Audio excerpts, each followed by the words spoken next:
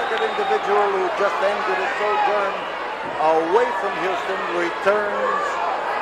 He looked great in his first appearance here, and here tonight he looks to be in tremendous shape. He is every inch the athlete. He is every inch the aggressive contender in that ring. He's a real champion. So it's Hot Stuff Gilbert and Hacksaw Duggan. And Duggan seems to be catching an awful lot of instruction from the referee. Talking about opening the fist, talking about hitting with the inside of the hand or the heel of the hand, and now as they lock up.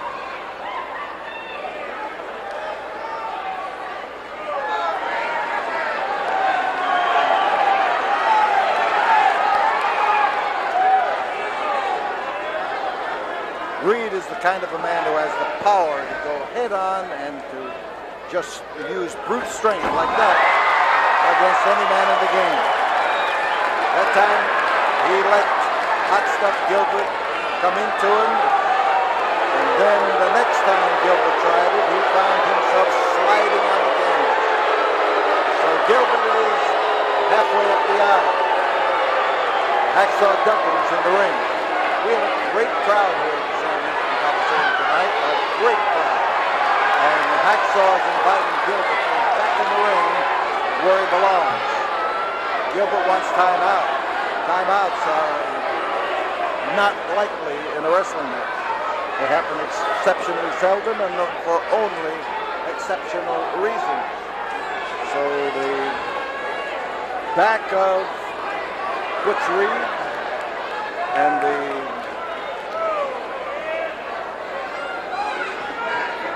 now they're needing plenty of space away from the ropes right in the middle of the ring, and Reed decides that's a good time to clamp that side headlock on there and put the big squeeze to him.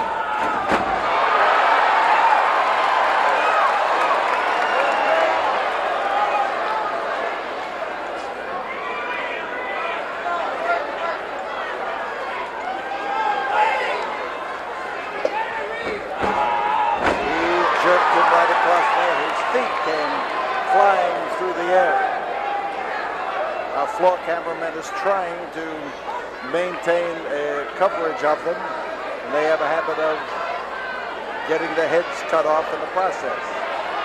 So they are racked up underneath the ropes, and Eddie Gilbert has something to think about as he maneuvers around to think it over before coming back to the ring.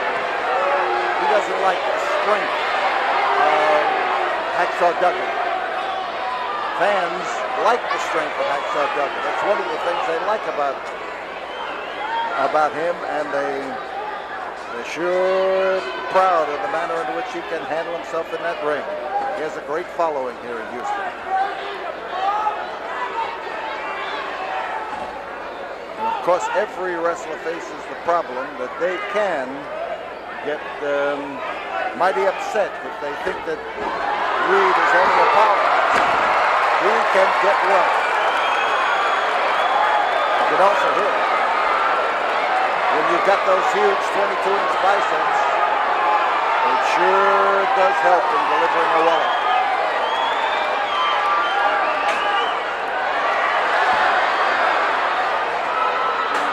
Gilbert outside, and referee Carl Fergie giving him the word.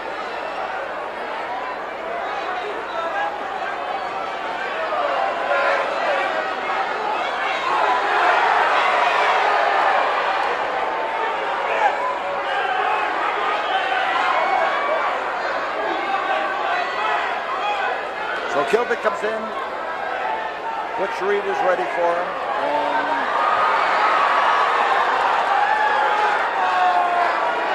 he gets cautioned about those fists, but that's a natural approach for a man. A man doesn't walk around with his hands open. When you're approaching a man, invariably you clench those fists and then open them as you have contact with him, because the open hand is going to help you to grab him. You can't grab him with a closed fist. Some referees are exceptionally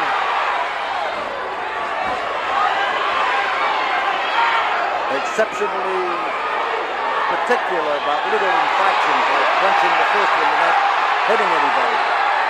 Fans are snitching on Eddie Gilbert, and the side headlock on the head of Hacksaw Duggan is being reinforced.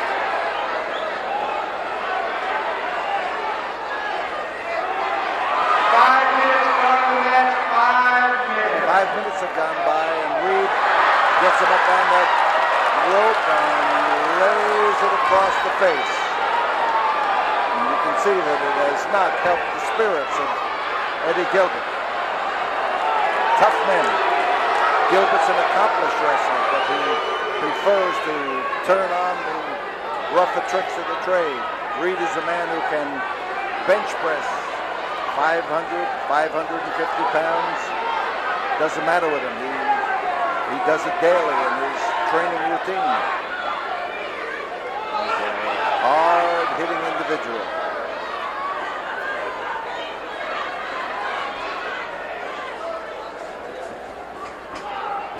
The takedown, and Reed sits out, and you saw what he did to Gilbert in the process. Dropped him on his face.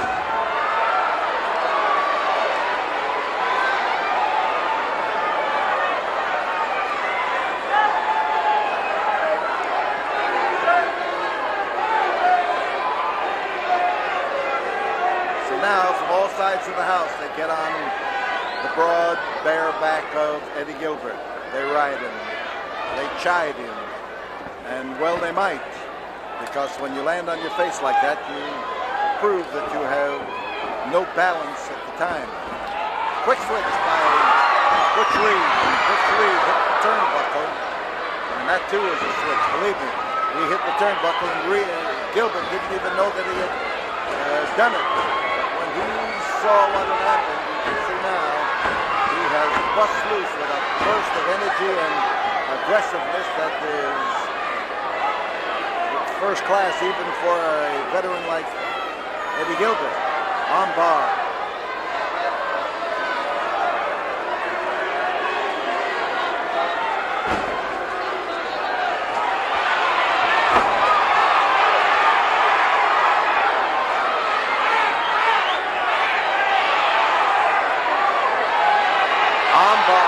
Gilbert holds it. And you can see the takedown on Reed as he, aided by that arm lock, why Gilbert was able to topple him backwards and take him down. Now as he starts wailing away at that arm, Gilbert gets plenty to throw a punch at. And Reed knows hit that muscle often enough to raise a sore spot wherever the blow lands. No matter how strong your muscles are, you're going to get a feeling of it.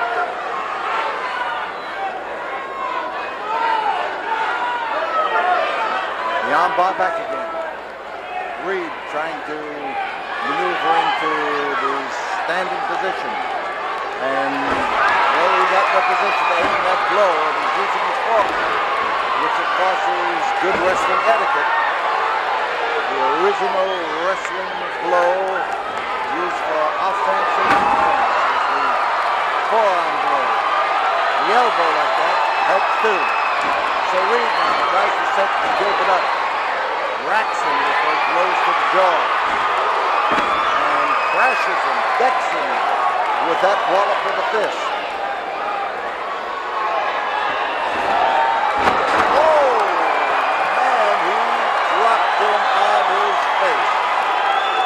Tell you, he got a kisser full of canvas that time that was beautiful to behold. He dropped in there solidly, dropped in there hard, and right here above us, Gilbert pulls him out, but there's that switch again by Butch Reed. And Reed tried to come in there with a clothesline. He got about half of it in, but then it turned into a clubbing wallop.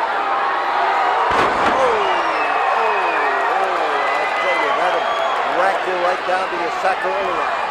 There's two. Yeah, that's it. Just two. You got to get free. And Reed is trying to stave off defeat. He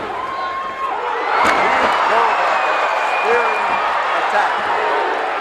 There it is. Hacksaw foot 3. Comes in there. The winner of the match, Eddie Gilbert.